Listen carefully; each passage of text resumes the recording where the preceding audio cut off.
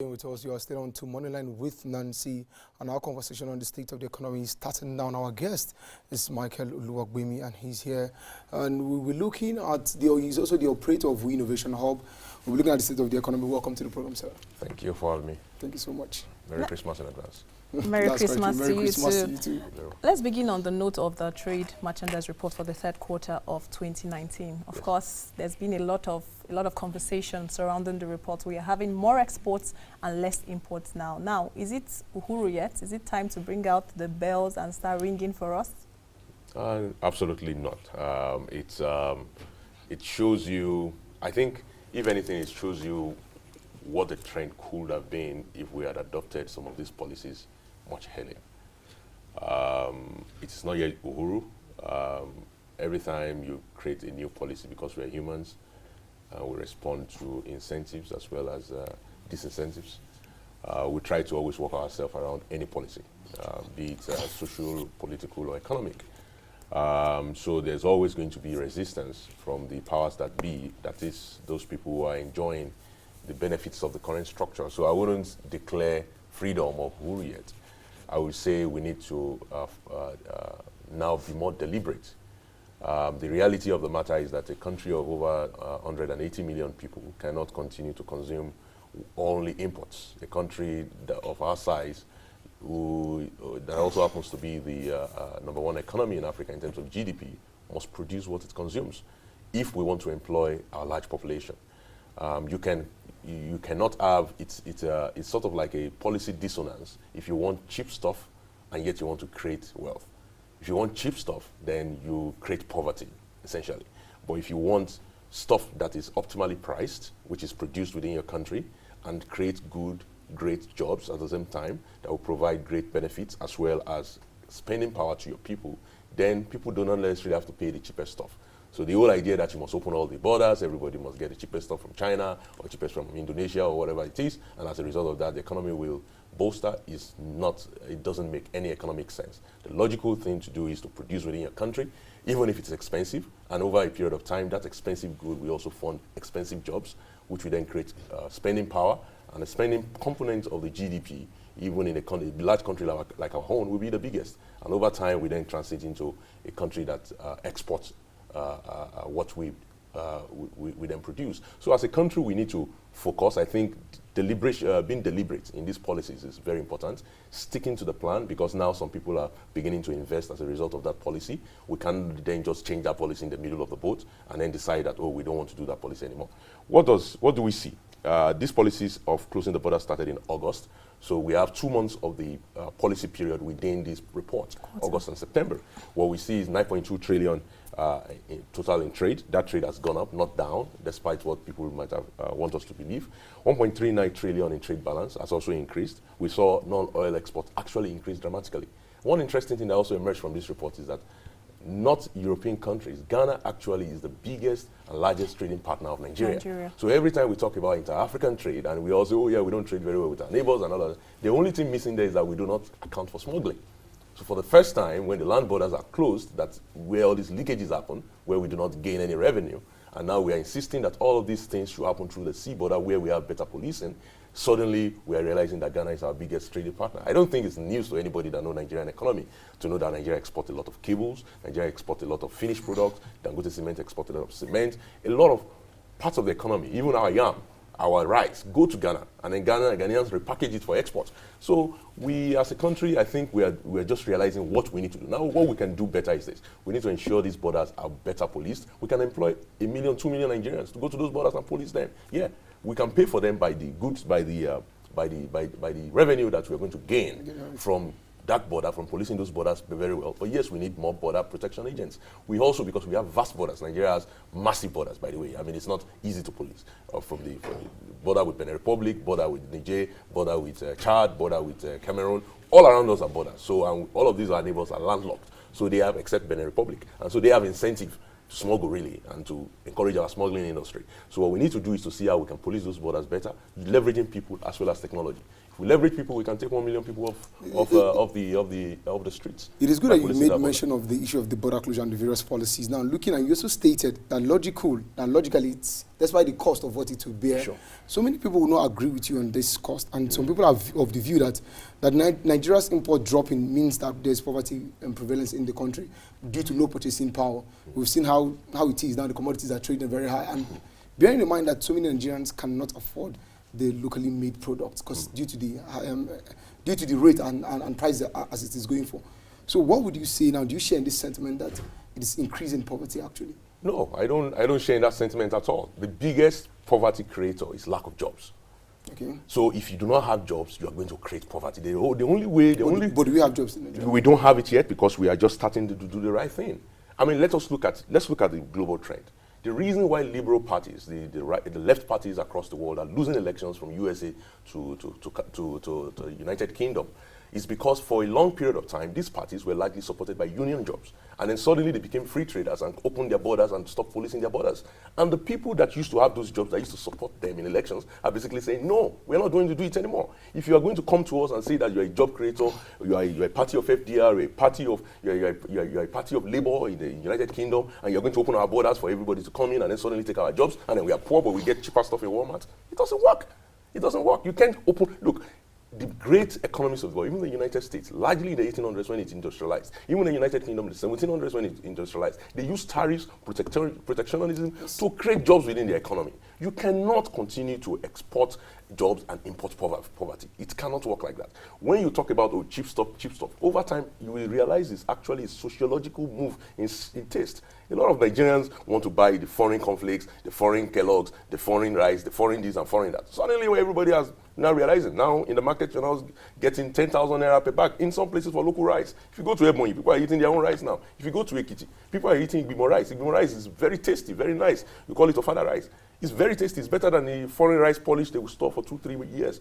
We should start eating and consuming our own stuff. And then at that time, we start exporting it. Japan at one point, was actually manufacturing transistor radios that were burning people up in the 50s. No, people used to look down on Japanese exports. Suddenly in the 70s, 80s, and 90s, Japanese exports became premium. So we need to start patronizing our stuff. Over time, our producers become better. Over time, they start employing more people. Over time, those people become richer. They start increasing the purchasing power, and the GDP increases. Talking about producing our stuff and building self-sufficiency in Nigeria. Now, still going back to the issue of the border closure you talked about. Now, a lot of Nigerians, because more Nigerians want to know, okay, trade merchandise has increased.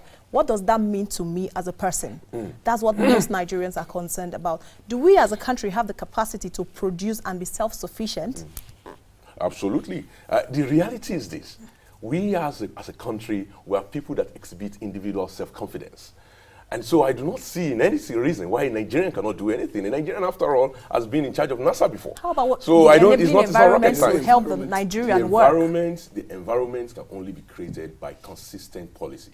Look, when you signal to the business community that I am not going to allow your cheap imports that is going to destroy my jobs, that is going to create 42 million unemployed people in Nigeria, I'm not going to allow them in, and I'm going to stick to the policy of producing in Nigeria, then the business community will start investing.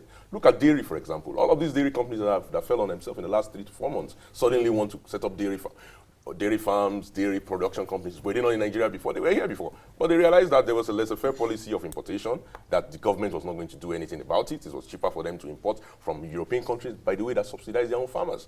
We don't want to subsidize our farmers, and then we now tell our own farmers to go toe-to-toe with these guys internationally. Not true. It's not possible. United States, in the last 6 months, sent $25 billion worth of checks to farmers in the United States. And then you're going to tell Nigerian farmers to go toe-to-toe with their counterparts in the United States? We have to protect the Nigerian farmer. We have to protect the Nigerian industry. We have to protect the Nigerian worker. And to do that creates more job, which then reduces poverty. Yes, short-term pain. Anytime you have a policy change or a kind of change in policy from one particular direction to another, there are people that will fall through the cracks. But the reality of the matter is that if you go across Nigeria today, if you look at our paper industry, if you look at our cement industry, if you look at our agro-processing and producing industry, if you look at our fertilizer industry, they are all back, they are humming. 23 blended plants are back from 4 that was operating in 2015. We have several rice mills across Kano. If a counterpart of mine was trying to purchase rice from Kano, he can't get it because all of them are busy. They're even turning away people and saying, go and blend your own rice. Now people are parboiling rice in a separate place and blending in a separate place. Jobs are back. Let us look, in this country, once upon a time, textile industry employed 2 million people in this country.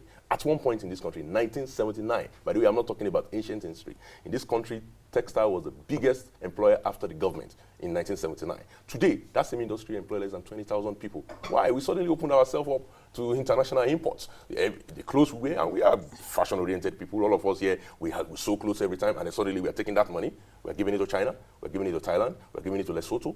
You cannot develop your country like that. Each time you are wearing that cheap clothes, that cheap import, so you're buying 5 clothes instead of buying 3. But again, you're spending the same amount of money. You could use that same money to buy 3 yards or 4 yards, but now you're using 5 yards because it's cheap. Well, guess what?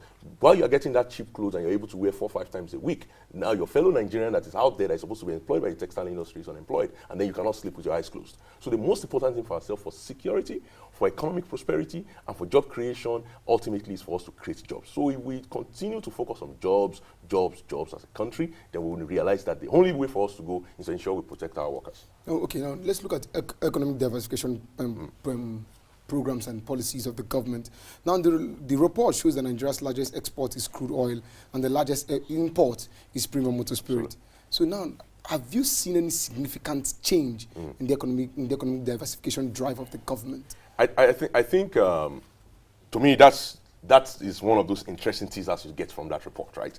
That while we export crude a lot, we are also importing a massive amount of petroleum imports. That can change with just 1 or 2 refineries coming back on board. And we hope in the next 24 months, I hope that as the Dangote refinery comes back, the NNPC crude condensate refining program comes on board, a lot of that number will actually change rapidly. So Nigeria might be looking at, by 2022, based on the reality of the projects that is in the pipeline, we can easily say that the Nigerian trade deficit itself, or trade balance itself, will shoot up rapidly. Because easily, if you take out 3-4 billion trillion of imports of petroleum products, I mean, that's adding almost 300-400% to the trade balance. And the reality also is that once Dangote refinery opens, the NNPC refineries are back. A few of all the local refineries, a lot of the modular refineries come on stream. The export of crude oil also will go down, because we will now be demanding our own crude oil to industrialize ourselves. Again, the policy direction is positive. I keep telling Nigerians, if you are smart, this is the time to invest in Nigeria. This is the time to do it, because oftentimes when everyone is shouting and crying and wailing, that is the exact period you need to be putting your money in, because again, if you are like Warren Buffett, it's when the market is down that you invest. It's not when the market is up. So this is the right time to invest in Nigeria, because you are beginning to see the seeds, the seeds being planted for future economic prosperity. We are demanding that we import only those things that we absolutely need, that we cannot create. We are demanding that jobs stay here in Nigeria. For the first time in Nigeria, we are saying that we are going to change the trajectory of petroleum importation and petroleum exports. For the first time in Nigeria, you're also seeing that the more attention is being paid to the last mile of power production. TCN came out 2 days ago now and saying that they are increasing the deployment of GIS transformers across Nigeria to be able to wield 10,000 megawatts. This is going to mean something very more in positive the end. for the Just economy. recently, we saw the employees of the electricity union going on strike. That will happen. How can we ensure that some of these policies that are being churned out go beyond mere lip service? Nigerians want to see that if you say the economy is going to be productive, and let's also not forget that we have a country that the population is growing larger than what our GDP is currently growing at. So how do we marry these figures to make Nigerians be hopeful, as you have said? I would say this to Nigerians. There's no pain, there's no gain without pain. Nigerians have been in pain for a long while. True, but while you were in pain, you were not doing the right things. But you and I were discussing around this table now a few of the right things that are being done. I've been on this table several times and I kept shouting jobs, jobs, jobs. I was not this positive because we're not doing those things that we need to do. Those things that we need to do are now being done. The fact that refinery is 1 or 2 years away, both the large one being done by Dangote and the condensate refineries and a few of the modular refineries, is positive. The fact that for the first time in Nigerian history, the government is insisting that we only want legitimate cross-border trade. There's nothing wrong with that. Every country must police their borders. After all, that is the basis of our sovereignty. For the first time in Nigerian history, that the government is actually paying attention to the last mile of electricity production. Because if you just continue to produce a lot of power, but that power is being stocked at the power station, makes no sense. We spent over $12 billion under the Obasanjo administration on power, yet we didn't get that power because we didn't spend money on the last mile.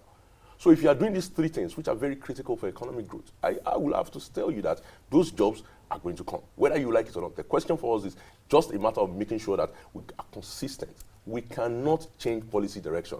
And policy changes, and we always say this sometimes very routinely, by the way, that, oh, Nigerian change policies a lot is a problem, because I can't plan. If as a businessman you're telling me that you are going to, as a country, you want to be self-sufficient in agricultural production, and you're going to close the border, and I know that there's no way I'm going to get my imported cheap stuff in, then I will plan to produce locally. A lot of companies, like I said, the guys in dairy production suddenly are now producing locally. If you change the policy after they've done their investments, then you make the investors the solution. So what we need now is consistency with what, if you have chosen one path, one direction, then you have to go through with it. Okay, let's go into the data now. Top 5 export destination. We've seen that Ghana is the only African country there, but it should also be noted that even the exports that Ghana is in there is just for vessels which entered Nigeria, where the final destination is to Ghana. Some of the vessels are not originated in Nigeria, according to the report. Now, also by continent, it is Europe, Asia, and Africa. What does the figure say about intra-African trade?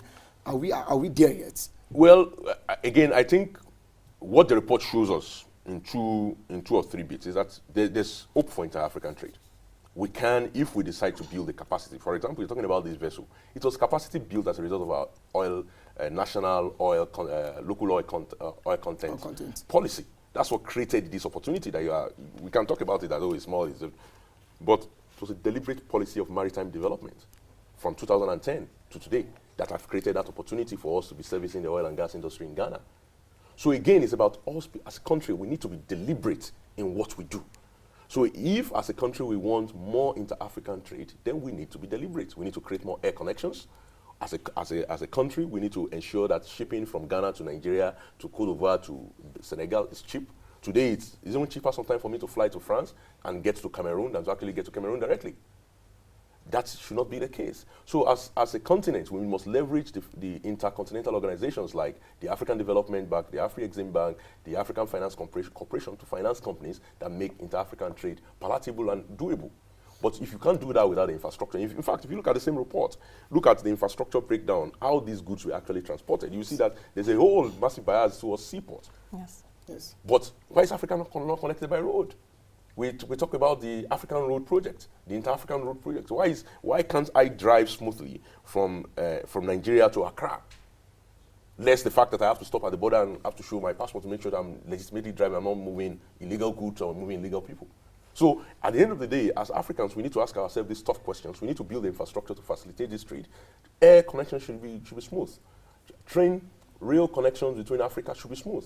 So these are the things we need to do and set the background for inter-African trade. The reality of the matter is that it is cheaper for us to export to our neighbors, far cheaper, far doable than exporting to these foreign countries that have their own agenda. So I am all for inter-African trade, but I'm for legal inter-African trade. I'm not for smuggling. We cannot, as a country, survive on smuggling. We cannot accommodate countries in our borders that survive on smuggling. We, as a country, in order to defend our sovereignty, our hard-earned independence as a country, we must defend our borders, and we must defend our population, and we must defend our people, and we must ensure that Nigerian jobs stay in Nigeria, and that all we do is to facilitate trade across border, so that our neighbors can consume the goods that they cannot produce, and we can get raw products from them that we need to process and manufacture goods in our country. Still staying with the issue of the land border closure and Ghana being our biggest trade partner, according to the report now, there have been outcry concerning the fact that we are going to see retaliatory measures from these countries. Of course, we are seeing what our traders in Ghana they are currently going through in the hands of our counterparts over there. Now, how do we tackle these challenges, even as the border remains temporarily closed? The problem of Nigerian traders in Ghana, was happening way before the closure of the border. I mean, Nigeria suffered. Nigerians continue to suffer a lot of xenophobia across the continent, despite the sacrifices of our country to these other African countries in recent history. I mean, we need to tackle that with leveraging our foreign policy power. That's the most important part of that. Now, the second part of it is that retaliatory measure doesn't make any sense given our size. I mean, we are 50% of 40 to 50% of West Africa's economy. So if anybody, so we should use our influence as the big brother. Oh yes, absolutely. I mean, there's no, you cannot. The manifest destiny of Nigeria is to lead Africa. So we don't. There's no need for us to be bullied. You can't be the senior brother. You can't be the senior brother. Nigeria doing more of the senior brother duties. We cannot be the senior brother in the yard and be bullied. The fact is, if any country decide or determine to retaliate against Nigeria, they should be crushed. We as Nigerians, we should be able to use our foreign policy power. That's the reason why we have a country. Well, we cannot say they should be crushed, because definitely we cannot they work should on not this even path that, alone. look, you cannot go to the United States and say you want to go toe-to-toe with Donald Trump or anybody in the United States to retaliate. Who are you? So as Nigerians, with our self-confidence and the capacity we have in this economy, we should not take it lying down. Any country that is thinking of retaliating should be afraid. It's not that we should not necessarily have to do it, but the reality of the matter is that our threat to do it should be enough. But have you seen the recent trend where the rankings even of top developing economies in Africa? Have you seen that we have missed out on the spots of top developing economies in Africa? That ranking always changes, and to me, I care less about the ranking than more about how many jobs are created in my country. At some point when Nigeria's crude oil was selling for $120, $140 a barrel, and our economy was growing at 8%, we were ranked number 1 and number 2 all through the 2010. And guess what? Within that period, 50 million people were created into poverty. So you can continue to do the World Bank ranking, you can continue to do the OECD ranking. The key thing I care about is real jobs being created for real Nigerians in order to ensure that this country will get rid of poverty. That to me is the most important thing. Of course, even as we anticipate unemployment figures from the National Bureau of Statistics, over 20 million people out of jobs, unemployment is one aspect that the country needs to look at, and also ensure that more Nigerians get jobs. Thank you, Michael Oluwagbemi, for joining us on the discussion today. It's a pleasure.